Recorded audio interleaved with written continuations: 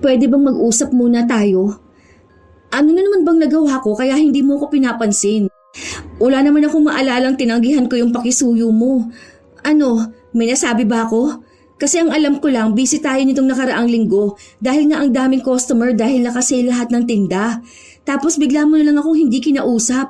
Naiinis kasi ako sa'yo. Nagpapakisuyo ako sa'yo nung nakaraan kung pwedeng asikasuhin mo muna yung kausap ko eh. Dahil nga naiihina ako. Tapos ang dami niyang tanong sa'kin. Tapos ni hindi mo man lang ako pinansin. Palibasa, nagiging mayabang ka na dahil halos lahat ng gawain dito alam mo. Kaya mo rin maging cashier. Baka nakakalimutan mo na ako ang nagpasok sa'yo sa trabaho. Nung training mo, ako rin ang nagturo sa'yo. Lahat ng mga alam mo, lahat yan dahil sa akin.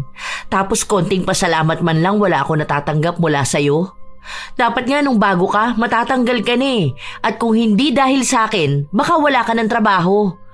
Tandaan mo ha, kung hindi dahil sa akin, wala ka sa posisyon mo ngayon. Ako pa yung nagturo sa'yo noon kung saan ka kukuha ng requirements, tapos kung ano mga gagawin mo at pwedeng isagot sa interview. Tapos wala kang pamasahe noon pero pinahiram kita. Tapos kapag konting pakisuyo ko sa'yo, lagi mo akong pinaaandara na busy ka. Hindi naman siguro tama yun. Kapag alam mong may nagawang mabuti sa'yo ang isang tao, tanawin mo naman yun na malaking utang na loob. Matuto ka ring makiramdam kung kailan ka babawi. Hindi yung gusto mo pang isumbat ko sa'yo lahat bago ka matuto. Sadya talaga na may mga tao na mahilig manumbat. Binibilang ang itinutulong nila sa ibang tao. Ganon ang ugali ni Rihanna. Lahat ng gawa niya, kusa man o hiningi sa kanya, binibilang niya at bawat isa ay dapat palitan din ng tulong ng iba. Ito rin ang magiging dahilan para mapunta siya sa isang sitwasyon na makakamtan niya ang parusa ng itim na kapangyarihan. Magbibigay kaya ito ng magandang aral sa kanya o dadamahin ang kaparusahan habang buhay? Siti, pakikuha mo nga ako ng size 7 ng ganitong sandals. Ha? Ikaw na lang kaya? May ginagawa pa kasi ako eh. Isasalansan ko pa kasi itong mga bagong dating na bag. Ikaw na be. Tinulungan kita kanina magbuhat niyan, di ba? Dapat tulungan mo rin ako. Buti nga iisa lang request ko sa'yo eh. Kahapon nga nagpatulong ka sa akin hawakan yung hagdan. Tapos nung isang araw pa nagpakisuyo ka sa akin na magpasabay ng bill ng tubig. Hindi pa yun. Meron din nung last week nung tinulungan kitang kunin yung bag na i-display. Meron pa pala. Yung nagpatulong kang hawakan ko yung manikin dahil i-display mo yung damit. Marami yun ah. Ako naman ang tulungan mo. Hindi pa kasi ako tapos sa ginagawa ko. Para naman akong iba eh, no? Kapag ikaw ang nakikisuyo sa akin, ang dali lang. Pero kapag babalikan mo na yung pakisuyo ko, parang bigat na bigat ka naman. Hindi ako makapasok sa bodega dahil may allergies ako. Kapag maalikabok, hinahatching ako. Ito, size 7 ha. Hindi na lang tumanggi si Siti. Sinunod niya ang kanyang kaibigan na hanapin ang sukat ng sapatos na kailangan ng customer. Matagal na silang magkaibigan. Nag-aaral pa lang sila ng elementarya ay magkakilala na sila hanggang sa naging magkatrabaho. Kaya kilalang kilala na ni Siti si Rihanna. Kaya minsan, kahit nabukal sa loob ni Rihanna ang pagtulong, hindi ito madalas na tinatanggap ni Siti dahil alam na niya ang mangyayari. Walang katapusang panunumbat. Kailangan kapag may itinulong ito sa kanya, babalikan niya rin ng tulong. Maliit man ito o malaki. Sinadyang tulong o hindi. Basta lahat, kwentado ni Rihanna. Isang gabi, pagka-uwi ni Siti sa kanilang bahay, naabutan niya ang kanyang asawa na mukhang katatapos lang patulugin ang 2 taong gulang nilang anak. Oh, bakit naman nakasimangot ka dyan? Hindi, napagod lang ako. Tapos naiinis pa ako. Bakit? May customer ka na naman ba nakaaway? Makaalat na naman ba ang store? Hindi. Si Rihanna kasi panay ang utos sa akin. Kanina pa uwi na lang kami. Tapos naiwan niya yung susi ng bahay niya sa pantry. Ako ba naman yung pinabalik sa loob para kunin? Oh, siya naman pala may kailangan. Bakit kasi ikaw pa ang bumalik sa loob? Kukunin niya yon kapag hindi mo kinuha. Hinayaan mo na lang sana. Wala naman siya magagawa kapag umuwi ka na kaagad eh. Para namang hindi mo yun kilala. Baka kapag nainis yun sa akin, isusumbat na naman niya na siyang tumulong sa akin para lang magkaroon ako ng trabaho. Ewan ko ba, ganun na ang ugali niya noon. Dati parang napagbibigyan ko pa siya pero iba na kasi ngayon. Parang konting kibot niya lang isusumbat niya na sa akin. Tapos kapag hindi ko naman siya tinulungan, magagalit na siya. Tapos mula no elementary kami, uungkatin niya. Parang may listahan siya ng utang na loob ko sa kanya. Na dapat yun, bayaran ko isa-isa. Huwag mo kasing sundin. Kung isusumbat niya sa'yo, hayaan mo siya. Huwag mo kausapin. Paano naman yung friendship namin? Tagal na namin magkaibigan. Talagang yung friendship niyo pa ang naisip mo? Kung totoong kaibigan ang tingin niya sa'yo, hindi niya bibilangin ang naitulong niya sa'yo. Kaya nga tuwing Pasko, hindi ko nilalapit sa kanya si Jiro eh. Baka mamaya yung ibibigay niyang pera o regalo sa anak natin, isumbat niya kapag laki ng bata. Sabi ko naman kasi sa'yo, huwag ka na muna magtrabaho. Samahan mo na lang ang anak natin dito. Para dalawa kayo ni mamang nagbabantay sa kanya. Saan naman aabuti ng sahod mo? Ni hindi nga natin sigurado kung hanggang kailan yung trabaho mo. Hindi ka naman namamasukan sa isang kumpanya. Nakikisama ka lang naman kina Kuya Robert kapag may pakyawan sila. Minsan walang gawa, kaya wala ka ring trabaho. Ayoko naman na ganun lang tayo palagi. Saka sa panahon ngayon, kahit maliit pa ang anak natin, hindi pwedeng iisa lang ang pinagkukunan ng pera. Pamahal ang bilihin. Humanap ka na lang ng ibang trabaho. Baka meron pa naman dyan sa palengke. O kaya, balik ka dun sa production. Ang layo naman kung babalik ako sa production. Kung dyan lang ako sa Ataw magtatrabaho, pwede kong lakarin papasok at pauwi. Ilang minuto lang ang aabutin. Malaki rin ang tipid. Siguro hanggat kaya kong pakisamahan si Rihanna, baka yun na lang ang gawin ko. Ewan ko, bahala na. Naguguluhan na rin si Siti sa nangyayari. Kaibigan naman ang tingin niya kay Rihanna. Minsan lang talaga ay napupuno siya kapag sobra na ang panunumbat sa kanya nito.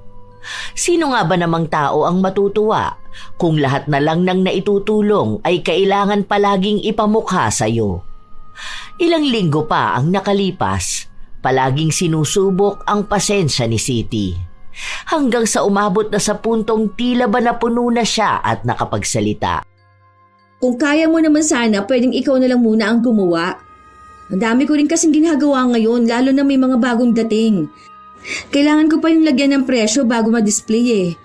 Alam mo naman na kapag ngayon ibinaba ang items, kailangan ngayon din tapos na ako. Hindi lang naman to ang ginagawa ko. Minsan may ina-assist ako mga customer.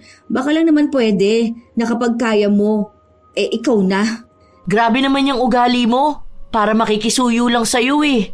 Para namang hindi ka nakikinabang sa akin. Kung hindi rin naman dahil sa akin, hindi ka makakapasok dito. Pinakiusapan ko na nga lang yung manager na ikaw na lang ang kunin nila dahil ka ako masipag at mabait ka. Tapos alam ko rin kung anong problema nyo sa buhay nyo. Tapos ito lang ang igaganti mo sa akin? Kapag ako na ang hihingi ng tulong, ayaw mo na? Hindi naman sa ganun. Saka hindi ko naman nakakalimutan tong itinulong mo sa akin na magkaroon ako ng trabaho rito. Pero ang inaano ko lang naman, baka pwedeng kapag alam mong busy ako at kaya mo naman yung nire-request mo sa akin, ikaw na muna ang gumawa. Kapag hindi naman ako busy, tinutulungan din naman kita, di ba? Ngayon sinusumbatan mo na ako. Ganun ba ang pagkakaibigan na gusto mo? Kung sumbatan lang ang usapan, mas marami naman ako na itulong sa'yo ah. Nung graduation natin ng high school, di ba pinahiram kita ng sapatos nun dahil wala kang magagamit? Nung nanganak ka, nagpunta ako ng ospital tapos tinulungan ko pa si Edgar na mag-asikaso ng papers mo. Nung binyag ng anak mo, di ba tumulong ako na mag-design nun? Marami pa, hindi lang yan. Pero kung gusto mong isa-isahin natin lahat ng naitulong ko sa'yo, sige, tara. Tutal inuunahan mo ko ng panunumbat. Hindi kita sinusumbatan. Nagsasabi lang ako. Ewan ko sa'yo. Nakikisuyo lang ako dahil nga sisipunin ako kapag maalikabok sa bodega. Kapag bukas hindi ako nakapasok dahil sa sipon ko, ikaw ang sisisihin ko. Dahil doon, buong araw na hindi nag-usap ang dalawa. Ilang beses pang nagtangka si Siti na kausapin ng kanyang kaibigan pero nagmatigas si Rihanna. Hanggang sa kinabukasan nga ay hindi nakapasok ang kanyang kaibigan dahil sinipon ito. Buong araw naman inisip ni Siti na kasalanan niya yun. Kung sana lang ay pinagbigyan niya ang kaibigan, hindi ito magkakasakit. Nang makauwi na siya ng bahay, dala niya pa rin ang konsensya na kanyang nararamdaman dahil lang sa hindi nakapasok sa trabaho ang kanyang kaibigan. Sinabi niya ito sa kanyang asawa at ilang beses na sinabi rin sa kanya na wala naman siyang kasalanan. Kung sakitin si Rihanna, hindi na niya yon kasalanan. Pero para kay Siti, naaalala niya pa rin ang huling beses na nagsagutan silang dalawa. Alam mo mahal, ini-stress mo lang ang sarili mo eh. Matagal naman nang may allergy yung si Rihanna, hindi mo yung kasalanan. Kung alam niyang ganun, dapat nagdadala siya ng face mask, di ba? Kung wala ka dun, sinong tutulong sa kanya? Di ba wala naman? Kaya hindi mo yung kasalanan. Huwag mong sisihin ang sarili mo. Hindi mo naman maaalis sa akin na mag-alala. Kasi naman, alam mo naman na hirap din yun sa buhay, di ba? Kaya nga hindi yun nag-absent kasi kailangan niya ng pera. O paano yan ngayon na may sakit siya? Tama lang naman ang ginawa mo eh. Kahit na may naitulong siya sa'yo, hindi naman dapat palaging isusumbat. Saka alam mo naman yung mga naitulong niya. Para saan pa na palagi niyang ipapaalala? Paano naman yung mga naitulong mo sa kanya na hindi mo isinusumbat sa kanya? Huwag ka na ma-stress ha. Okay lang yan. Kahit na anong sabihin ng asawa ni Siti, hindi pa rin siya mapakali. Hanggang sa kinabukasan na nakapasok na sa trabaho si Rihanna. Sinubukan ulit ni Siti na kausapin ang kaibigan, pero hindi siya kinikibo nito. Kaya sa halip na tapusin niya ang kanyang trabaho, tinutulungan niya si Rihanna. Di bali nang mahuli siya sa ginagawa niya, basta maipakita niya sa kaibigan niyang handa pa rin siyang tumulong. Naging epektibo naman ito. Buti naman marunong ka na ring tumulong. Sorry na doon sa nangyari nung nakaraan. Busy lang kasi talaga ako nun eh. Sige na, hayaan mo na. Kapag ako naman tutulong ako sa'yo eh. Ay dapat lang naman talaga kasi tinutulungan kita eh. Itong tulong mo na to sa akin ngayon, bawi mo na to dun sa mga nauna kong tulong sa'yo. Kahit na ang daming nagawa ni Siti, wala man lang pasasalamat na narinig mula sa kanyang kaibigan. Sa halip, pinaramdam pa sa kanya nito na obligasyon talaga niyang tulungan siya. Dahil kung hindi, baka kung ano-ano na namang sumbat ang sasabihin ni Rihanna. Ilang araw pa ang lumipas, balik na naman sila sa pagiging magkaibigan. Patuloy na iniintindi ni Siti si Rihanna. Hanggang sa isang gabi, bago sila umuwi ay tinulungan ni Rihanna ang kaibigan na magbaba ng mga gamit nito. Iisa lang ang ibig sabihin nito. May kailangang ibalik na tulong si Siti para hindi mauwi ang simpleng tulong na yon sa panunumbat sa mga susunod pang araw. Kumbaga, kung ang isang tulong ni Rihanna, dapat balikan niya ito ng dobling tulong para makabawi siya. Kinabukasan, walang pasok si Siti, kaya kasama niya ang kanyang pamilya. Wala ring pasok sa trabaho ang kanyang asawa, kaya naisipan nilang gumala sa labas. Habang kumakain sila, napansin nila si Rihanna. Rihanna! Bakit umuwi ka? Half day ako, papasok pa lang ako. May ginawa kasi ako sa bahay eh. Uy, ayos ah. Gala-gala muna sa labas. Oo, sakto kasi na wala ring pasok si Edgar sa trabaho niya. Kaya ayun, naisipan naming lumabas muna kami kasama si Jiro. Uy, baka naman. Ilibre mo ko kahit na burger lang. Nung nakaraan, nilibre kita ng fishball, di ba? Para may pangmerienda ako mamaya. Baka naman. Oh, sige. Sa'yo na to, may kasama na rin yung fries. Walang drinks kasi nainom ko na. Sige, okay na to. Pwede na rin to pagtiyagaan. Sige aalis na ako. Sinundan lang nila ng tingin si Rihanna habang naglalakad dito palayo. Si Edgar naman, bakas ang inis sa kanyang mukha. Tila ba hindi siya masaya sa ginawa ng kanyang asawa? Bakit ganyan ang mukha mo? Bakit ganito? Binigay mo dun sa kaibigan mo yung pagkain mo. Paano yan? Mag-order ka na naman. Alam mo na nga na ang daming tao. Anong oras pa madadala yung order mo? Ano ka ba? Okay lang yun. Meron naman akong spaghetti. Saka hindi naman mauubos ni Jiro tong burger. Hati na lang kami. Huwag ka na diyang sumimangot, gagala pa tayo. Nilibre ka niya ng fishball tapos kapalit noon burger at fries. Ni wala man lang thank you. Kahit man lang nagtanong sana kung pwede ka man libre. Pero yung isusumbat pa yung fishball. Tapos sasabihin okay na pwede na rin yung pagtsagaan yung bigay mo? Ano bang akala niyo doon sa fishball na nilibre sa'yo? Kasing mahal ng burger at fries para sabihin okay na yon? Kahit sana thank you man lang. Para namang sinabi niyang hindi siya magpapasalamat dahil obligasyon mo rin siyang ilibre. Huwag kang ang ganyan. Akala ko ba walang stress ngayong araw dahil family day natin? Kumain ka na dyan. Hindi ko naman binigay ang burger mo. Hayaan mo na. Kakainin niya rin naman yun. Pero huwag ganun sa susunod ah. Huwag mo sanayin niyang kaibigan mo na nagbibilang ng tulong sa'yo. Totoo pala talaga ang kasabihan na kilalanin mo kung sino nagpapainom sa'yo ng tubig eh. Dahil minsan nakala mo bukal ang pagtulong sa'yo. Yung pala, handa nilang isumbat sa'yo habang buhay na pinainom ka nila ng tubig. Grabe, hirap lapitan ng ganyan tao. Tutulong pero hindi mo alam kung kailan ka makakabayad ng utang na loob. Parang kahit yata sa apo mo isusumbat niya yung mga nagawa niya sa'yo eh. Ewan ko ba, bakit pinipilit mo pa rin makipagkaibigan dyan? Ay, ayan na naman tayo, mahal. Hayaan mo na nga, di ba? Kumain na lang tayo. Huwag mo na yung isipin. Pinipilit man ni City na ibahin ang kanilang usapan. Minsan ay bigla na lang magsasalita ang kanyang asawa at lahat yon ay patungkol sa kanyang kaibigan. Hindi pa rin kasi ito sang-ayon na pilit pa rin pinapanatili ni City ang pakikipagkaibigan sa ganong tao. Pero pinapaliwanag naman sa kanya ng kanyang asawa na dahil yon sa tagal na nilang magkakilala. Tila ba lahat ng yugto ng buhay nila ay naroon ang bawat isa. Kaya mahirap talagang putulin ang kanilang ugnayan. Dagdag pang nagtatrabaho sila sa iisang lugar. Kahit na anong gawin nila ay magkikita at magkikita pa rin silang dalawa. Hanggang sa dumating ang isang araw na dinagsa sila ng mga customer dahil nagkaroon sila ng sale. Ang may pinakamaraming nagawang trabaho ay si City. Lagi siyang abala dahil halos lahat ng gawain ay alam niya. Pero ang bagay na yun din pala ang magiging dahilan para magkaroon ulit sila ng alitan ng kanyang kaibigan. Bigla na lang kasing hindi namansin si Rihanna. Pwede bang mag-usap muna tayo?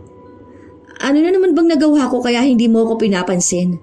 Wala naman akong maalala na tinanggihan ko yung pakisuyo mo. Ano, may nasabi ba ako? Kasi ang alam ko lang busy tayo nitong nakaraang linggo dahil nga ang daming customer dahil nakasale lahat ng tinda. Tapos bigla mo na lang ako hindi kinausap. Naiinis kasi ako sa'yo. Nagpapakisuyo ako sa'yo nung nakaraan kung pwedeng asikasuhin mo muna yung kausap ko eh. Dahil nga naiihi na ako. Tapos ang dami niyang tanong sa akin. Tapos hindi mo man lang ako pinansin. Palibasa, nagiging mayabang ka na dahil halos lahat ng gawain dito alam mo. Kaya mo rin maging cashier. Baka nakakalimutan mo na ako ang nagpasok sa'yo sa trabaho. Nung training mo, ako rin ang nagturo sa'yo. Lahat ng mga alam mo, lahat yan dahil sa akin. Tapos konting pasalamat man lang wala ako natatanggap mula sa'yo. Dapat nga nung bago ka, matatanggal ka na eh. At kung hindi dahil sa akin, baka wala ka ng trabaho.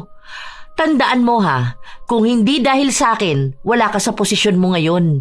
Ako pa yung nagturo sa'yo noon kung saan ka kukuha ng requirements, tapos kung ano mga gagawin mo at pwedeng isagot sa interview. Tapos wala kang pamasahe noon pero pinahiram kita. Tapos kapag konting pakisuyo ko sa'yo, lagi mo akong pinaaandara na busy ka. Hindi naman siguro tama yun. Kapag alam mong may nagawang mabuti sa'yo ang isang tao, tanawin mo naman yun na malaking utang na loob. Matuto ka ring makiramdam kung kailan ka babawi. Hindi yung gusto mo pang isumbat ko sa'yo lahat bago ka matuto. Malaki naman talagang utang na loob ko sa'yo. Tsaka ayoko rin naman na may sumbatan tayong dalawa. Kita mo naman siguro na busy ako noon. Hindi na nga ako nakapag-break time ng maayos. Kahit na busy ka, dapat alam mo pa rin ang obligasyon mo sa akin. Obligasyon mong bumawi sa mga naitulong ko sa'yo. Eh yun naman ang ginagawa ko ah. Hindi lang naman dito sa trabaho ang tulong na ginagawa ko sa'yo. Bakit? Nung nakaraan, di ba? Ako ang sumagot ng pamasahe natin nung umalis tayo. Balikan yun. Tapos ako pa sagot sa merienda natin. Ngayon, isusumbat mo na yun sa akin. Eh kung magbilangan kaya tayo ng mga naitulong natin sa isa't isa simula nung elementary pa tayo, baka hindi ka pa nakakakalahati ng tulong sa akin. Basta ako, marami akong alam na nagawa kong tulong sa'yo. Ang pangit naman tingnan na magkaibigan tayo pero nagbibilangan tayo ng tulong. 'Di ba? Tulong nga yun eh. Ang ibig lang sabihin nun, kusang ginawa. Bakit kailangan pang suklian yun? Tsaka, kung susuklian man yun, dapat yung taong tinulungan ang kusang gumawa nun. Kasi siya lang din naman ang nakakaalam kung ano lang yung kaya niyang ibalik. Kung hindi man masuklian ng tulong, wag na lang sumama ang loob. Kasi gano'n naman ang buhay. Hindi mo kasi gets. Hindi mo alam kung anong ibig sabihin ng tulong. Kung ganyan ka pala, sana hindi na lang ako naging mabuting kaibigan sa'yo noon. Kung alam ko lang sana na hindi ka babawi sa mga naitulong ko, hindi na lang sana kita tinulungan, di ba? Ang ungrateful mo talaga kahit kailan. Kung alam mo lang, sobrang sama ng loob ko sa'yo. Sa lahat ng tulong ko sa'yo, ganito lang ang igaganti mo sa akin? Hindi na nakapagsalita pa si Siti. Dahil alam niyang hindi rin naman siya pakikinggan ng kaibigan kapag gano'n ang asta nito. Maghihintay na lang siya ng ilan pang mga araw bago niya ulit ito kausapin para maayos nila kung ano man ang problema. Pero halos 1 buwan nang hindi sila nagkikibuan. Gumagawa naman ng paraan si Siti para maging maayos silang dalawa. Kahit na hindi hingiin ni Rihanna ang tulong niya, ay tinutulungan niya pa rin ito. Pero nagmamatigas pa rin ang kanyang kaibigan. Isang gabi, habang kumakain ng mag-asawa, naipasok ni Edgar ang tungkol kay Rihanna. Kailan ka ba susuko dyan sa kaibigan mo? Hindi ka na nga pinapansin, ikaw patong papansin ng papansin sa kanya. Tignan mo, gagaan niyang buhay mo kapag hindi na talaga kayo nag-uusap na dalawa. Bahala siyang manggalaiti sa galit kakaisip ng mga naitulong niya sa'yo na hindi mo maibalik-balik. Paano yung utang na loob mo sa kanya tinutubuan niya? Kaya lalong dumarami yung dapat mong bayaran eh. Kung sabihin mo kaya sa kanya yung tulong mo nung naoperahan siya. Diba?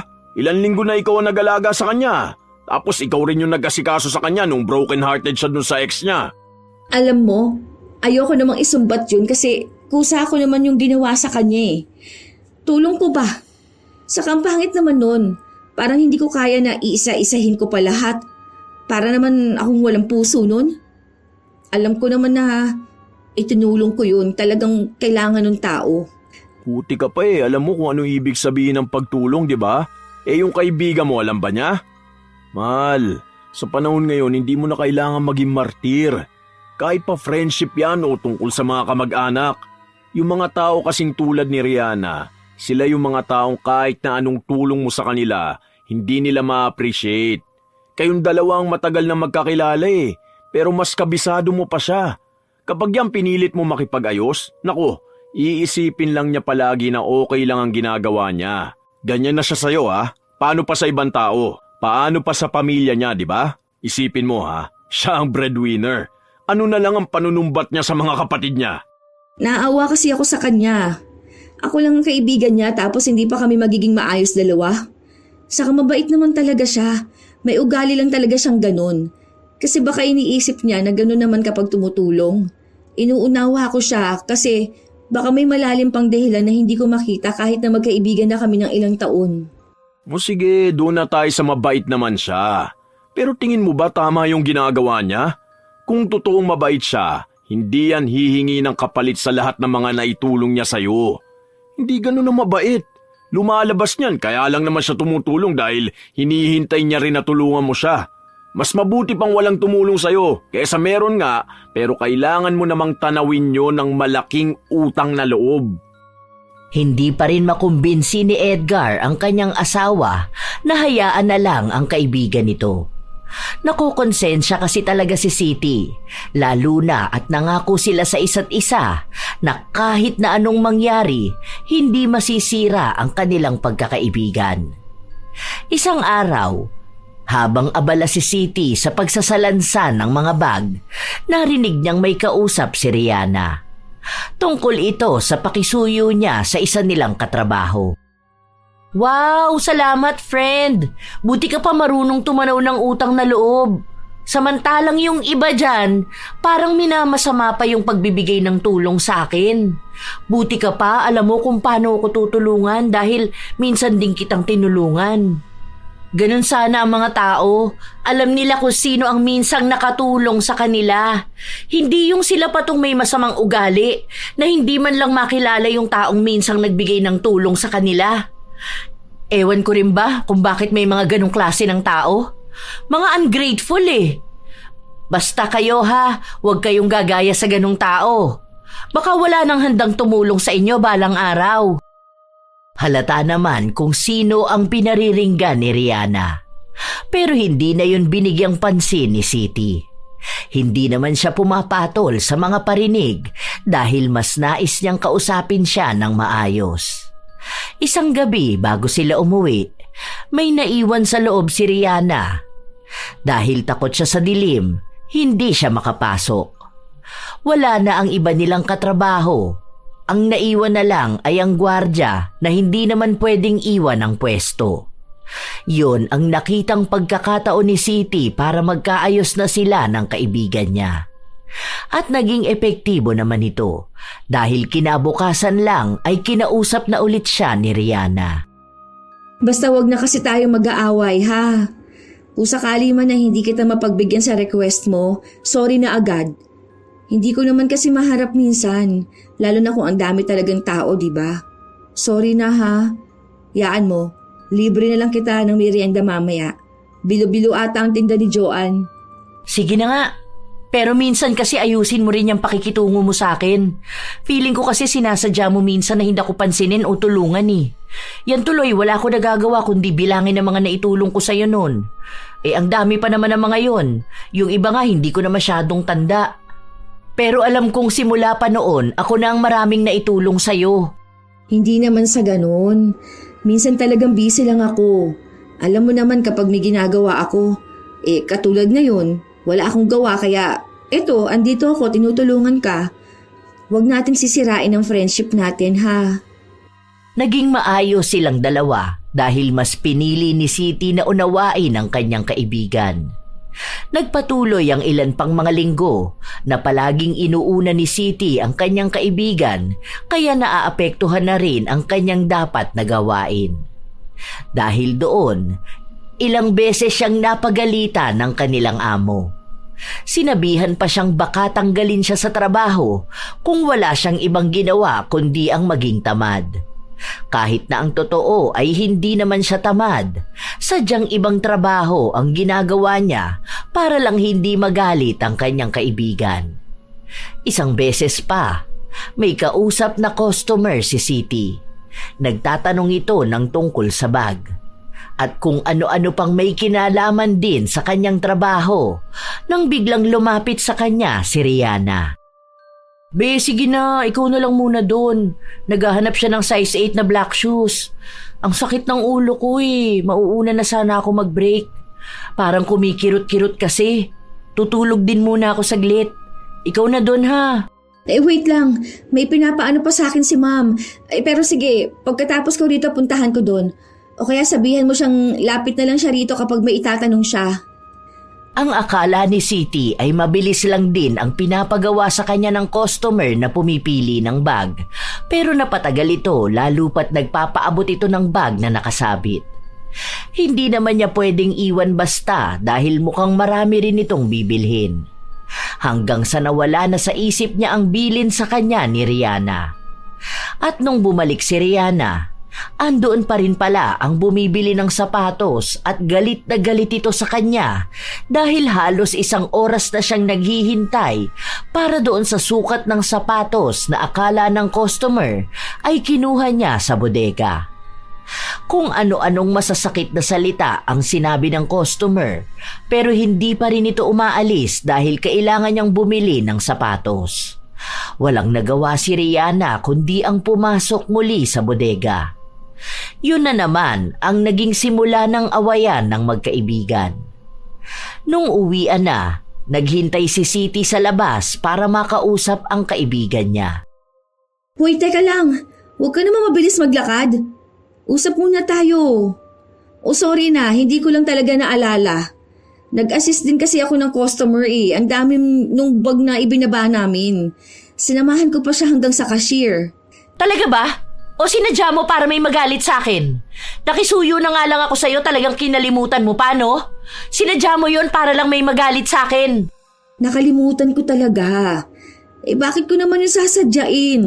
Ayoko rin naman yung ginawa ng customer na sigawan ka. Sorry na talaga. Promise, hindi ko talaga alam na gano'n ang mangyayari. Masakit ang ulo ko kanina, kaya nga sabi ko mauuna na ako mag-break time. Baka kamo sumama ang loob mo sa sinabi ko. Sa tunay naman na masama ang pakiramdam ko kanina. Kapag ako talagang may problema, wala kang pakialam eh. Pero nung ikaw ang may problema, sino bang naging takbuhan mo? Ako naman, di ba? Nung dati hindi pa kayo mag-asawa niya ni Edgar. Di ba kapag nag-aaway kayo, sa akin ka humihingi ng tulong? Ang dami kong ginawang tulong sa'yo. Tapos para sa ganyan lang, hindi mo pa ako magawang tulungan. Hindi na pala ako pwedeng magkaroon ng sakit dahil iba na pala ang dating nun sa'yo. Noon nga, may lagnat ka, ako pa ang bumili ng gamot mo. Di ba wala kang pera nun, kaya ako na lang muna ang gumastos? Tapos lahat pala ng tulong ko sa'yo, wala lang. Ganito lang ang igaganti mo sa akin? Pero totoo naman ang sinabi ko. Hindi ko rin naman kasi alam na nagsabi ka pala doon sa customer na kukuha ka ng sapatos sa bodega. Ang sabi mo lang kasi pumipili pa siya ng sapatos. Saka may iba naman doon na pwede mong pakisuyuan. Andoon naman si Lourdes, di ba? Ang sabihin mo, tamad ka kapag ako na ang tutulungan mo. Ang simple lang nun eh, kukuha ka ng sapatos sa bodega tapos ibigay mo. Tapos, saka ka bumalik doon sa customer na kumakausap sa'yo. Simpleng bagay lang sana yun eh, kaso ayaw mong gawin kasi nga, ako ang nanghihingi ng tulong. Na parang hindi mo alam kung anong mga naitulong ko sa'yo noon. Nung wala ka nga, ako naglinis ng pwesto na inaayos mo. Hindi mo yun alam. Kasi wala ka nga nun. Hindi ko na dapat sasabihin sa'yo eh. Ewan ko ba kung bakit ganyan ka? Sa sobrang walang utang na loob mo, hindi mo nakikita ang mga ginagawa ko at mga sakripisyo ko. Ang hirap magkaroon ng kaibigan na tulad mo. Buti pa nga yung iba kapag natutulungan ko sila, ang bilis nilang bumawi. Ikaw, ang dami na nga nung nagawa ko, wala pa rin para sa'yo. Hindi ko alam kung may naitulong ka ba sa akin. Kasi ang alam ko talaga, ako lang lahat. Oo, alam ko naman na marami kang nagawa sa akin. Ayoko naman na umabot na naman tayo sa sumbatan. Kasi ako, hindi ko ugaling bilangin kung anong mga naitulong ko sa isang tao. Basta alam ko kapag tinulungan ko siya, yun na yun. Wala na akong pakialam kung tutulungan niya rin ba ako o hindi. Kahit na maging magkaaway kami nung tao na yun, hindi ko isusumbat yung ginawa ko. Kasi una sa lahat, ginawa ko nga yun eh. Ibig sabihin okay lang sa akin. Hindi na para bilangin ko pa at pagdating ng araw isisingilin ko siya. Umisip ka pa talaga ng paraan kung paano mo ipaglalaban yung pagiging walang utang na loob mo? Kahit naman ata sinong tao maisusumbat ang ginawa nila. Kung ang kaharap nila yung taong tinulungan nila pero mukhang baliwala lang lahat ng ginawa nila. Hindi naman baliwala yung mga tulong mo sa akin noon. Kasi hanggang ngayon naman sobrang nagpapasalamat pa rin ako sa'yo. Sadya lang sigurong hindi lahat kailangan sabihin mo o ipaalala mo sa isang tao kung paano mo siya tinulungan. Kasi ako, kahit na hindi mo sabihin sa akin, alam ko kung anong itinulong mo. Tanda ko yun. Pero sana ikaw rin tanda mo kung anong itinulong ko sa'yo. Na hindi lahat kailangan pang ipaalala sa'yo na para bang yun na rin ang kabayaran mo ng mga nagawa mo. Sana naman sa susunod, kung tingin mo hindi makakabawi ng utang na loob ang isang tao, huwag mo na lang tulungan para hindi nagkakaroon ng problema. Hindi lang sa'yo, kundi pati na rin sa taong tinutulungan mo. Kasi aakalain ng tao na bukal sa loob mong pagtulong, tapos bigla na lang siyang magugulat na isang araw naniningil ka na ng sobra. Hindi na napigilan ni Siti na ilabas ang kanyang hinaing. Marami pa siyang nais na sabihin pero pinigilan niya ang kanyang sarili kahit na sobrang bigat na ng kanyang dibdib. Hindi kasi pwede na basta na lang siya sasabog. Alam niya ang ugali ng kaibigan. Lahat ng mga sinabi niya ngayon, hindi nito makakalimutan. Magkaayos man sila, darating pa rin ang araw na babalikan yon ni Rihanna. Halos 1 buwan ulit ang nakalipas, hindi na talaga sila nagkikibuan na dalawa. Sumuko na rin si Siti sa paulit-ulit niyang panunuyo kay Rihanna. Iniisip niya na kung hindi talaga ito madadala sa maayos na usapan, baka tama nga ang kanyang asawa. Na kahit na ilang taon na silang magkaibigan, darating din sa punto na kailangan na nilang putulin ang kanilang ugnayan. Lalo na't tumatanda na rin sila, pero paulit-ulit lang ang nangyayaring awayan nila. Pero hindi maikakaila na nalulungkot si Siti. Minsan pa nga siyang naabutan ng kanyang asawa na nag-iisip. Lalim yan, Mahala. Parang balo na yata ang iniisip mo. Ano ba yan? Miss ko na kasi ang kaibigan ko. Dati kasi, kapag nasa work kami, kung ano-ano na lang ang pinag-uusapan namin. Tapos ngayon, parang ang bigat na ng trabaho ko. Wala na akong kasabay umuwi at pumasok. Ganun talaga ang buhay. Wala naman tayong magagawa kung ayaw na rin makipag-usap sa'yo ng kaibigan mo, di ba? Baka mas maganda na yan na wala na kayong usapan. Para naman iwas na rin sa sumbatan. Para walang awayan. Hindi ko nga rin alam kung anong nangyayari sa kanya ngayon. Alam mo ba, never yung nag-absent maliban na lang kapag may sakit siya o emergency talaga. Pero ngayon, halos hindi niya nabubuo ang 1 linggo eh. Nag-aalala ako na baka may problema siya. Sa karamdam ko na may kakaiba sa kanya na hindi niya lang sinasabi sa akin kasi nga hindi kami magkabati. Alam mo naman, matagal ko na siyang kaibigan kaya kilala ko siya kapag nananahimik siya. Hindi rin ako mapapakali kapag hindi ko nalaman kung anong nangyayari sa kanya. Oh, ano naman kung may problema siya? Hindi naman niya sinasabi sa'yo eh. Ano bang gusto niya? Maging manghuhula ka na rin? Alamin mo kung ano nangyayari sa kanya, ganun ba? O bigla ka na lang tutulong sa kanya kahit na hindi mo naman alam kung anong dapat mo itulong? Minsan kasi, dapat alam niya rin kung paano kumausap ng kaibigan. Para naman kasing hindi ka niya kilala. Kung matagal na kayong magkaibigan, alam niya na kahit mag-away kayo, magkaibigan pa rin kayo. Ibaba niya man lang sana ng konti yung pride niya. Hindi yung gusto niya, siya lang ang sinusuyo palagi. Kahit na ganon ang sinabi ng asawa ni Siti, hindi pa rin maaalis ang pag-aalala nito sa kanyang kaibigan. Kahit na ayaw siyang kausapin ni Rihanna, siya na lang ang gumawa ng paraan para makausap ito. Kinabukasan, maaga siyang nagising para puntahan ang bahay ng kaibigan. Gusto niya itong ayain na sabay na lang silang pumasok sa trabaho. Pero naabutan niyang hindi pa rin nakaayos si Rihanna. Mukhang may problema sa kanilang bahay.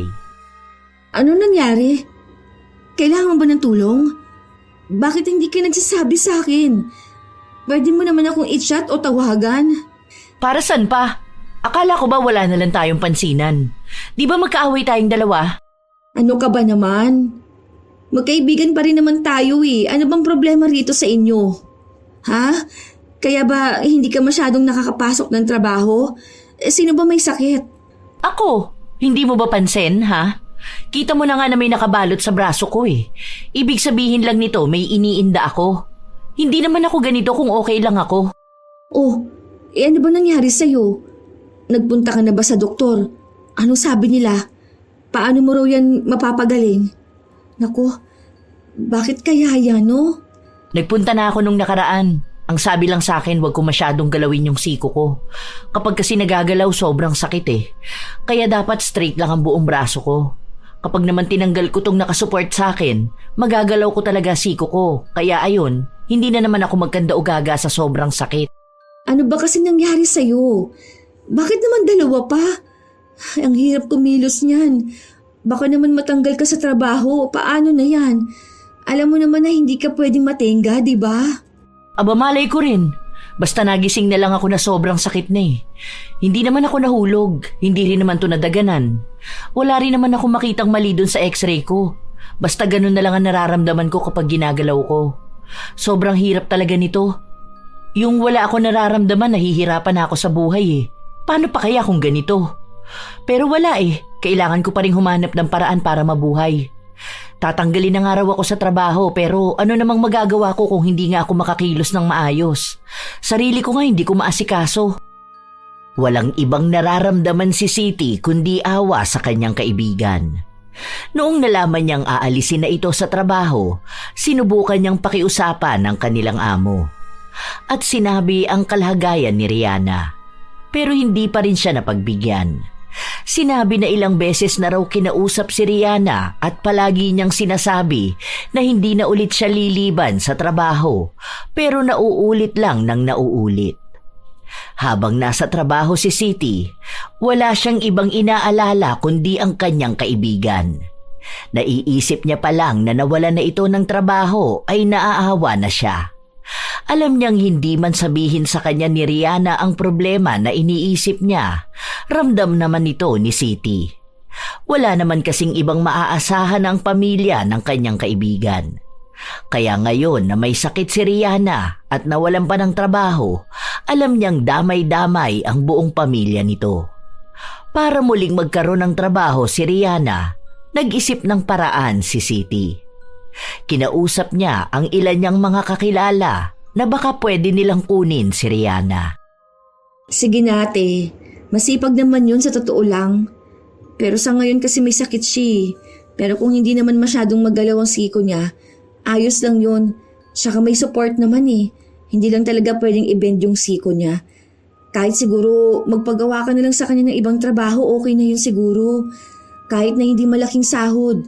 Pero yung makatarungan naman para makabuhay ng pamilya. Sige na. Yung kapatid nung nag-aaral pa eh. Wala rin siyang asawa o boyfriend. Tapos sobrang tatanda naman na ng magulang niya. Oo, akong bahala, promise, mabait naman yun. Saka maaasahan niyo talaga siya. Kailangan niya lang talaga ng trabaho sa ngayon.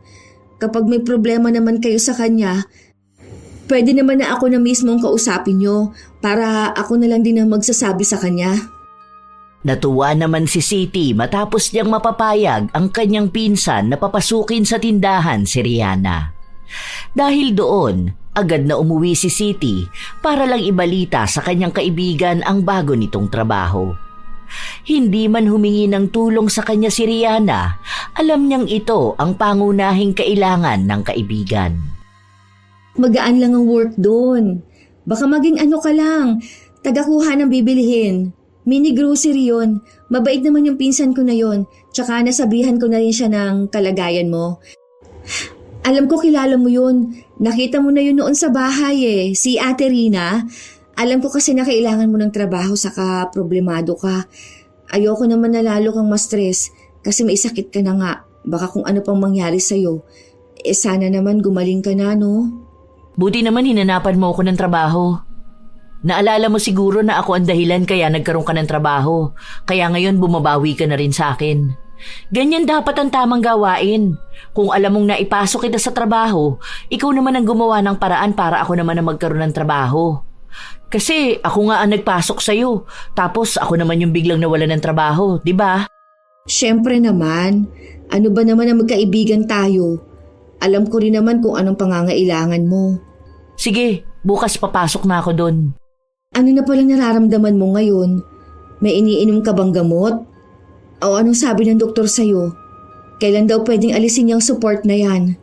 Wala naman sinabi sa akin kung kailan ko pwedeng alisin. Basta ang sabi lang kung maaari, huwag ko nga raw masyadong gagalawin. Ewan ko ba rito? Hindi naman ako umiinom ng gamot eh. Dahil hindi naman nakakatulong sa akin. Ang mahal kaya ng gamot tapos wala naman kaming pera. Yung mga magulang ko, yung gamot nila ang inuuna ko. Sana naman gumaling ka na para makapasok ka na ulit sa mas magandang trabaho. Pinakiusapan ko nga si boss, pero ang sabi sa akin pwede ka naman daw sanang bumalik. Pero kung maayos ka na, hindi ka naman daw makakapagtrabaho na maayos kung ganyan ka. Hindi lang daw ikaw ang mahihirapan, pati yung mga katrabaho mo. Ganyan din ako noon nung pinakiusapan ko si boss na ipasok ka. Mabuti naman natuto ka ng magbalik ng mga ginagawa ko sa iyong tulong. Baka naman ngayon pwedeng ako naman ang pautangin mo. Ako naman ang tulungan mo. Kasi dati nung nanganak ka, ako naman ang tumulong sa'yo at nagpautang sa'yo eh. Baka naman pwedeng ako naman ngayon ang tulungan mo. Oo, sige. Pautangin kita. Huwag ka mag-alala. May extra ba naman ako eh. Mukhang kahit na bukal sa loob ni Siti ang kanyang pagtulong sa kaibigan, si Rihanna ay nagbabawas naman ng naitulong niya sa kaibigan. Hanggang sa lumipas ang ilan pang mga linggo, hindi pa rin matukoy ang tunay na dahilan kung bakit bigla na lang nagkaroon ng kakaibang sakit si Rihanna. Hanggang sa mukhang lumalala pa ito dahil minsan kahit hindi niya ginagalaw ang siko, kusa itong sumasakit at wala na siyang ibang magawa kundi ang umiyak na lang. Natanggal ulit siya sa trabaho kaya naghanap ng bagong mapapasukan ng kanyang kaibigan. Pero katulad sa mga nauna ay natatanggal din siya. Mga mababait na ang amo na yon pero sadyang hindi nagiging maayos ang pagtatrabaho ni Rihanna at natatakot din ang mga yon na makatanggap ng reklamo dahil pinagtatrabaho nila ang taong dapat ay namamahinga sa bahay. Problemado na naman si Siti kung paano niya tutulungan ang kaibigan.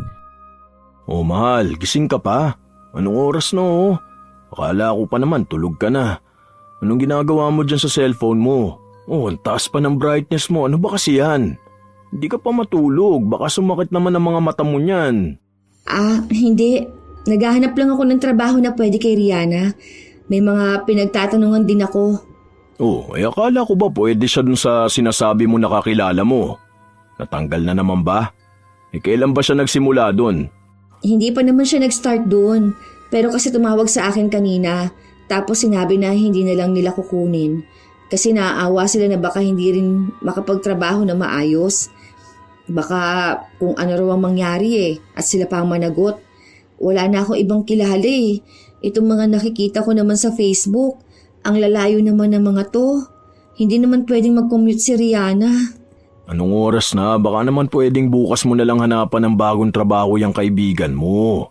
Ikaw naman ang hindi nakakapagpahinga dyan sa ginagawa mo Wala ka naman pasok bukas. Hindi nga kasi ako makatulog kakaisip. Mamaya na. Ikaw ang matulog dyan dahil may pasok ka pa bukas. Baka ikaw pa ang magkasakit dahil dyan sa ginagawa mo Kung wala siyang mahanap na trabaho, baka kailangan muna niyang gumaling. Ngayon ang dami mo nang ginagawa para sa kanya. Siguro naman hindi na yung magrereklamo sa iyo na wala ka na itutulong sa kanya, no? Kapag nagkaroon na ng sumbatan, mas marami nang isusumbat mo sa kanya.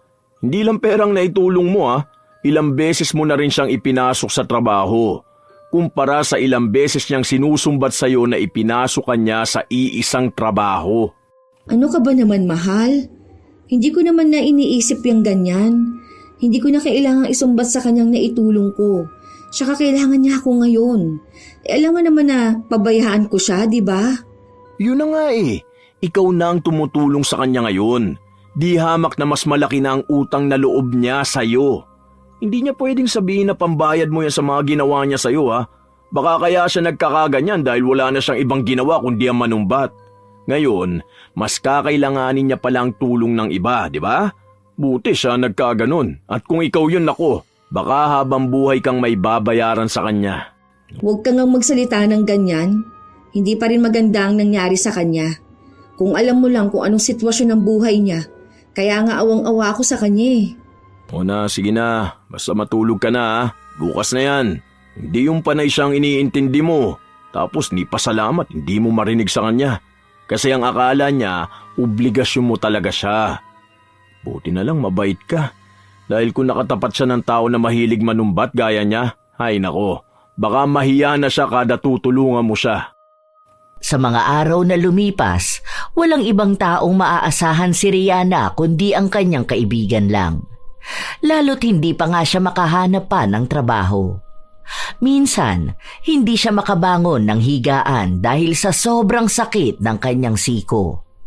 Isang araw, walang pasok sa trabaho si Rihanna at naroon siya sa bahay ng kanyang kaibigan. Kumain ka na muna. O ito, ako nagluto nito.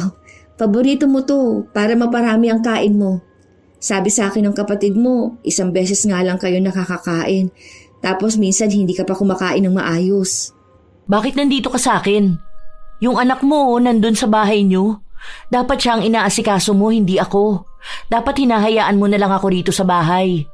Kahit paano kaya ko naman ang sarili ko Hindi pa naman ako ganong kabaldado. Wala siya dyan. Andun kina mama. Kaya ako lang mag-isa ngayon sa bahay. Wala rin naman kasi akong gagawin kaya nagpunta na ako rito. Pinaglutuan ko na rin kayo. Wala pala yung kapatid mo, nasa trabaho raw. O akala ko ba nag-aaral yun? Magpahinga ka na lang sana. Isang araw na nga lang ang day off mo nagpupunta ka pa sa akin para alagaan ako. Pwede ka naman na doon sa bahay nyo. Matulog ka o kaya manood ka na lang ng movies. Hindi naman ako makakapag-relax at enjoy nang hindi iniisip ang nangyayari sa'yo. May nakausap pala ako. Pwede ka sana dun mag-work kaso lang wala pa raw yung boss. Hindi raw sila makapag-desisyon. Paano naman ako makakapagtrabaho nito? Hindi nga ako masyadong makagalaw ngayon. Ang dami ko nang utang sa'yo Magkano na rin yun? Hindi ko alam kung kailan ako makakabayad. O kung makakabayad pa ba ako. Lalo na ngayon, kita mo naman hindi makapaghanap buhay. Ano ka ba? Hindi naman kita sinisingil, di ba? Ibig lang sabihin, okay lang sa akin kahit na saka mo na ako babayaran. Hindi naman ganun kalaki ang utang mo. Ang naipapautang ko lang naman kasi sa'yo kung ano lang yung kaya ko. Alam mo na, hirap talaga ng buhay ngayon. Basta gumaling ka lang okay na sa akin. Tapos kapag may trabaho ka na ulit at nakakabawi na talaga, di saka mo na akong bayaran, di ba? Hindi naman kita gigipitin dahil alam kong kalagayan mo. Siya, kumain ka na. Ako nang magsusubo sa'yo ha. Tingnan mo nga nangangayayat ka na. Huwag kang magpaka-stress masyado. Baka mahirapan kang pang gumaling niyan. Naging mabuti pa rin si Siti sa kanyang kaibigan sa kabila ng mga hindi nila pagkakaunawaan itong mga nakaraan. Wala na rin namang magagawa si Rihanna dahil kahit ilang beses niyang pagsabihan ng kaibigan na pabayaan na lang siya, hindi ito ginagawa ni Siti. Minsan, kapag umuwi ng maaga si Siti, una pa niyang pinupuntahan ang bahay ng kanyang kaibigan para masigurado na maayos ang kalagayan nito. Hinahayaan na lang siya ng kanyang asawa dahil kahit naman sawayin siya, hindi pa rin naman siya nakikinig. Mas pipiliin niya pa ring tulungan ang kaibigan. Dahil para sa kanya, hanggat kaya niya ay tutulong siya. Hindi siya naghahangad ng anumang kapalit. Hanggang sa isang araw, umuwi si Siti galing sa trabaho at naabutan niya ang kaibigan na nasa labas lang ng bahay nila. Malayo ang tingin at mukhang malalim ang iniisip. Ayos ka lang ba? Hindi. Mukha bang ayos lang ako? Kita mo nga na nakasimangot ako May ayos ba na ganito ang itsura? Bakit nasa labas ka ngayon? Baka naman magkasakit ka niyan. Alam mo naman na sipunin ka, di ba? Nagdala ka man lang sana ng pamandong mo. Ano bang iniisip mo? Marami. Hindi ko na alam kung ano nangyayari sa buhay ko. Alam mo yung hindi ko alam kung may patutunguhan pa ba ako? Hindi ko na alam. Ang gulo ng buhay ko. Ang gulo ng utak ko. Hindi ko alam kung hanggang kailan ako ganito. Habang tumatagal kasi, lalo ko nagiging walang kwenta. Alam mo yun, ikaw ang dami mo nang naitulong sa akin. Hindi ko alam kung paano ko na yun ibabalik. Pati ba naman pagbalik ng tulong ko sa'yo, kailangan mo pang problemahin kung paano mo ibabalik? Seryoso ka ba talaga, Rihanna? Sa halip na paggaling mong isipin mo, yun pa talaga? Hindi mo naman maaalis sa akin na isipin yun. Dahil alam ko na kapag tumulong ang isang tao, dapat papalitan ko rin ito ng tulong. Kung hindi, isusumbat lang yun lahat sa akin. Ang hirap na ng buhay ko. Minsan nga feeling ko hindi na ako gagaling. Kasi paano ba naman ako gagaling sa sakit na hindi maintindihan? Walang gamot Anong ibig sabihin nito, di ba? Ang hirap, sa totoo lang. Kung iniisip mo na isusumbat ko sa iyong lahat ng itinulong ko sa'yo, baka nga hindi mo talaga ako kilala bilang kaibigan mo. Kahit na minsan, hindi ko binilang o inisip kung anong itinulong ko sa'yo. Kahit na mabigat o simple pa yan. Kahit ginawa ko lang kanina o noong unang panahon pa. Dahil para sa akin, kung anong itinulong ko, yun na yun. Alam na ng taong tinulungan ko kung anong nagawa ko para sa kanya. Tanggapin niya man yun o hindi. Dahil para sa akin, basta ginawa ko yun ng bukal sa loob, ibig sabihin hindi ko na kailangan tandaan o ipunin yun para lang ipamukha sa isang tao ang ginawa ko. Kasi para sa akin, ang tunay na pagtulong, hindi binibilang. Nahihiya na kasi ako. Alam ko na kailangan din ng pamilya mo ng pera, tapos sa akin ka pa tumutulong. Hindi ko rin alam baka nag-aaway kayo ng asawa mo. Panay kasi ako ang iniintindi mo eh. Tapos ako, hindi ko naman alam kung makakabawi ba ako sa'yo. Hindi mo na kailangang isipin kung makakabawi ka. Dahil ang pagbawi na yan, kusa yan nangyayari. Hindi yan pinag-iisipan. Kung ngayon kailangan mo ko, malay mo sa mga susunod, ikaw naman ang kailanganin ko, di ba? Kaya nga tayo magkaibigan. Para kapag hindi mo kaya, nandito ako para sa'yo. At kapag hindi ko rin kaya, nandyan ka para sa akin. Basta ang gusto ko gumaling ka na. Alam mo kung sino ang kailangan mong bawian? Yang sarili mo. Alam mo, sobrang bait mo sa akin. Nitong mga nakaraan, naiisip ko yung mga ginagawa mo sa akin. Feeling ko ikaw na ang pinakamabait na tao na nakilala ko. Sa totoo lang, ilang beses na tayo nag-away eh. Tapos hanggang ngayon kaibigan pa rin ang turing mo sa akin. Ang dami ko pa namang atraso sa'yo. Ni minsan hindi mo pinaramdam sa akin na naging pabigat ako sa'yo. Na baka habang ganito ang nararamdaman ko, bigla mo ko singilin ang mga naitulong mo sa akin. Tapos ganito pa ang nangyari sa usapan natin. Ang isang bagay pala na hindi ko nasasabi sa'yo. Ang pasasalamat ko sa mga nagawa mong tulong sa akin. Ang dami mong sakripisyo, pero hindi mo yun pinapaulit-ulit sa pagmumukha ko. Salamat talaga sa lahat ha. Wala yun. Ang sabi ko nga, magkaibigan tayong dalawa. Basta para sa akin, ang pagkakaibigan natin ang mas mahalaga sa akin. Kaya nga kahit na hindi tayo magkasundo minsan, hindi pa rin kita matiis. Pangako, hindi na ako manunumbat ng mga naitulong ko. Dahil sa huli, ako pa rin pala talaga ang may malaking utang na loob sa'yo. Salamat talaga ikaw ang naging kaibigan ko. Sobrang swerte ko sa'yo. Magaan sa pakiramdam ang makarinig ng ganong mga salita. Masaya si Siti dahil alam niyang may aral na natutunan ng kanyang kaibigan. Na ang pagtulong ay hindi dapat isinusumbat sa iba dahil baka isang araw siya naman ang mga ilangan ng malalang tulong na maaaring maging sampal sa kanya. Sa mga araw na lumipas, hindi pa rin nagbabago ang kalagayan ni Rihanna. Nawawala na nga siya ng pag-asa pero mabuti na lang ay naroon ang kanyang kaibigan. Palaging pinapalakas ang kanyang loob at sinasabi na darating ang araw na gagaling din siya at makakabawi sa kanyang pamilya. Ang kapatid na muna ni Rihanna ang nagtatrabaho para sa kanila. Kahit nahirap na ito sa pag-aaral, nagagawa niya pa ring pagsabayin dahil kailangan nila ito. Hanggang sa isang araw, nakapag-usap ang mag-asawa. Nakakatuwa nga na ilang beses na nagpapasalamat sa akin si Rihanna. Totoo ba? Yung kaibigan mo na pinaglisakwentahan ng naitulong magpapasalamat sa'yo? Wow! O baka kasi bayad ka na dun sa utang na loob mo sa kanya.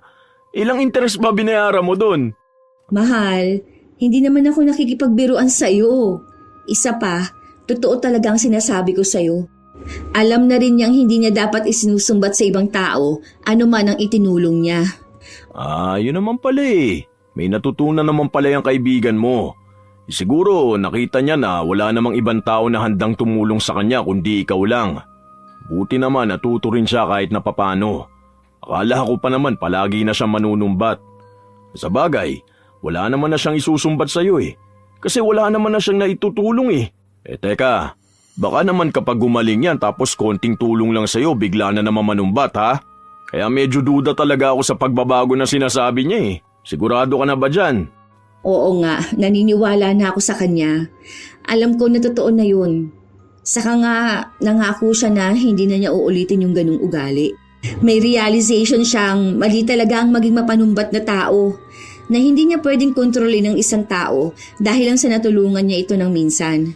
Pero, naawa talaga ako sa kanya. Hindi ko alam kung anong gagawin para lang gumaling siya eh. Gusto ko na siyang maging maayos. Kasi alam kong hirap na siya eh. Hindi lang sa gastusin sa bahay nila, kundi pati na rin yung nararamdaman niya. Hindi siya makatulog, hindi siya makakilos.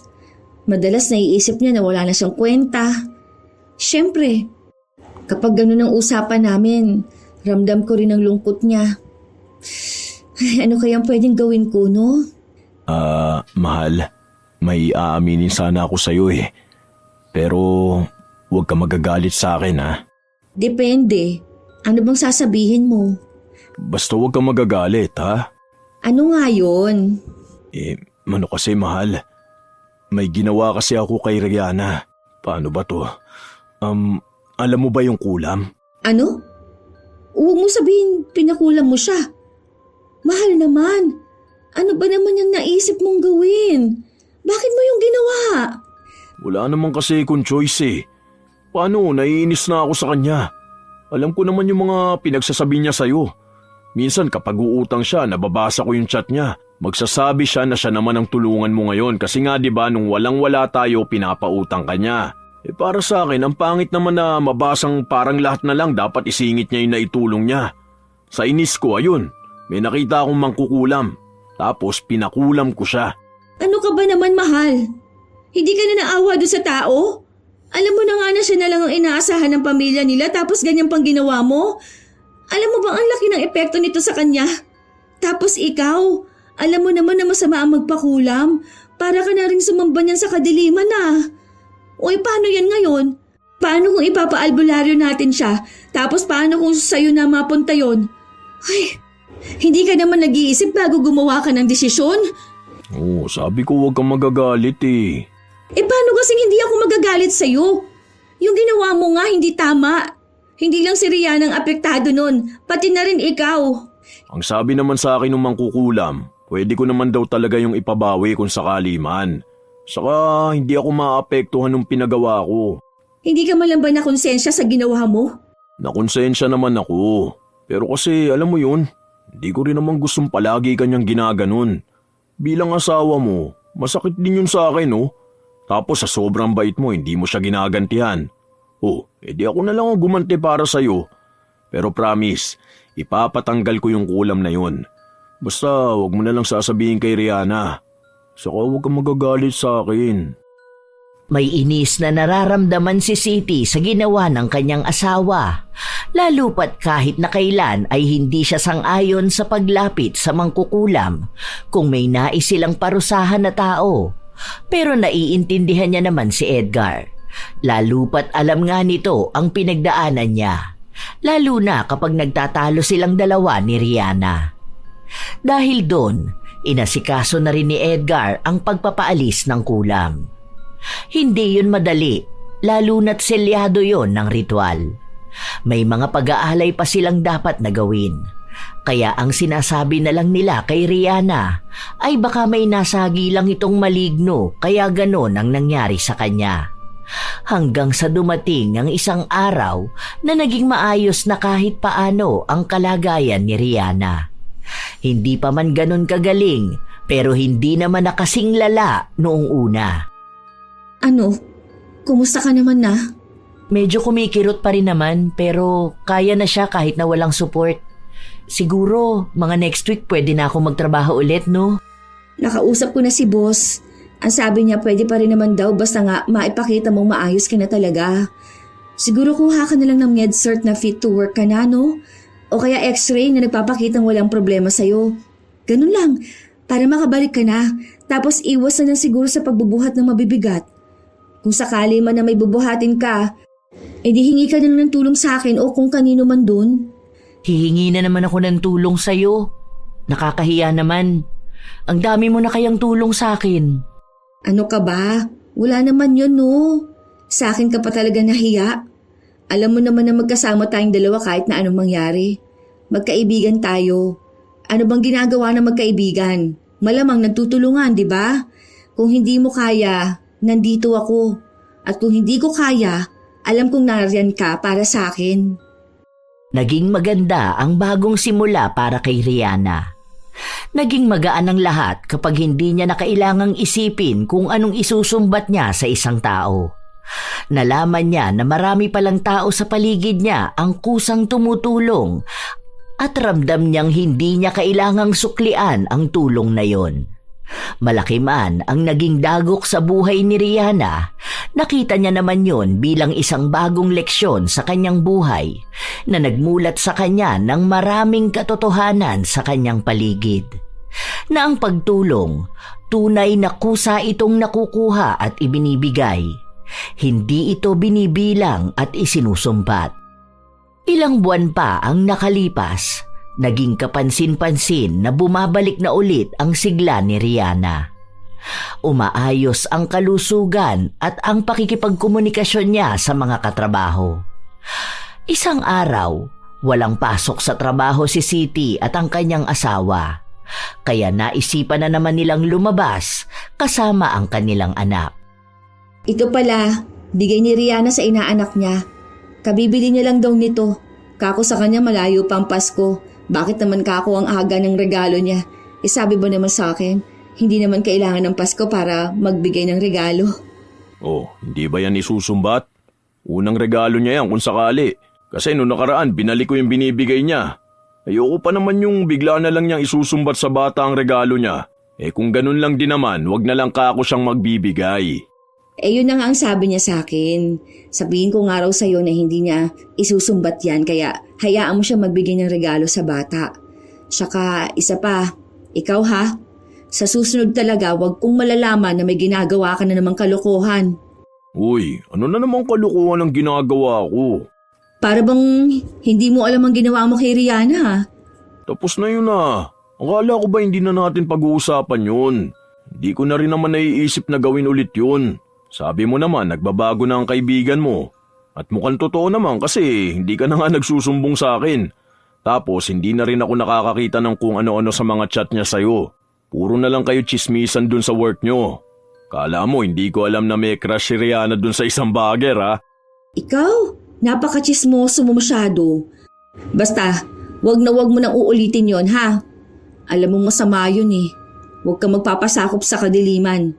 Huwag na huwag kang lalapit sa mangkukulam.